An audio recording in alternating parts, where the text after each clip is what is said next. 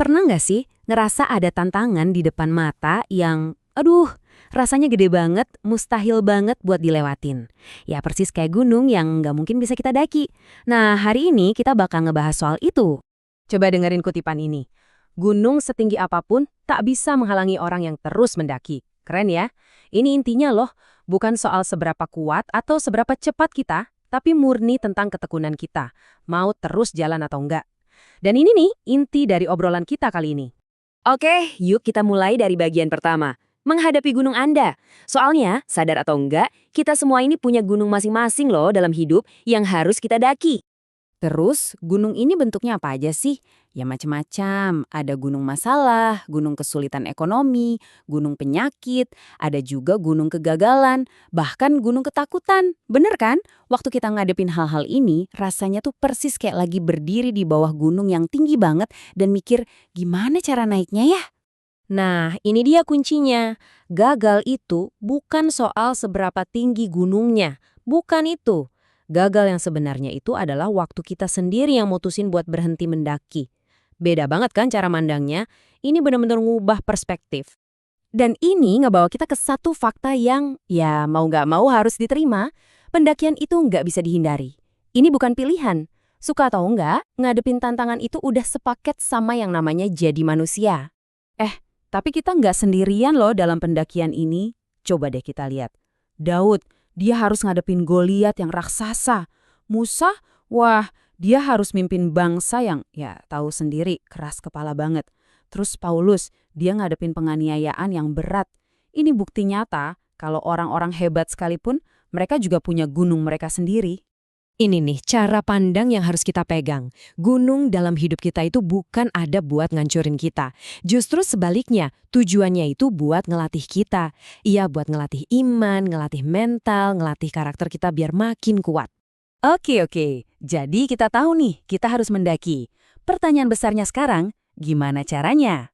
Nah, jawabannya ada di bagian ketiga ini, kekuatan langkah-langkah kecil. Intinya adalah, ketekunan itu ternyata lebih penting daripada kekuatan semata.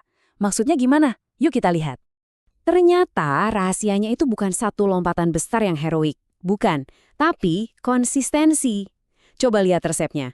Cukup satu doa setiap hari, satu langkah iman setiap hari, dan satu keputusan yang benar setiap hari.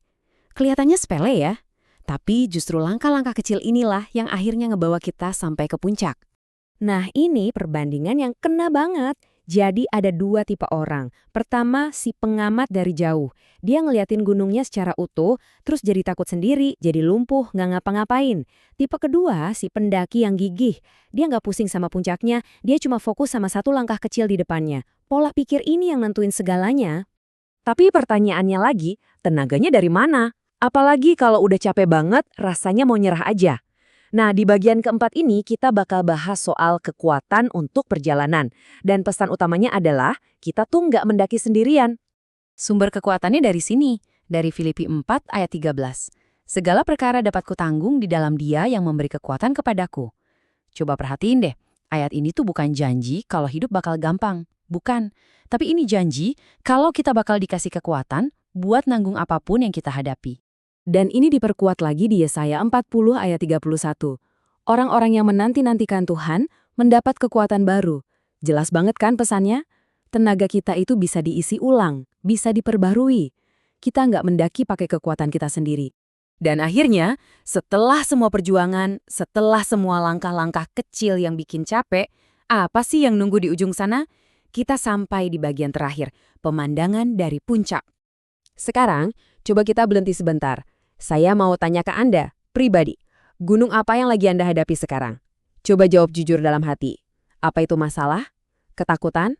Penyakit? Atau yang lain? Penting banget loh buat kita ngenalin gunung kita sendiri. Jadi pesannya apa? Simple tapi kuat banget.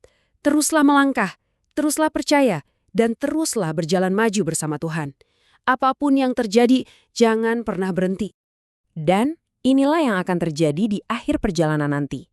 Suatu hari, Anda akan berdiri di puncak itu, ngeliat ke bawah, dan bilang, Tuhan yang nolong saya sampai ke sini. Ini pengingat buat kita semua.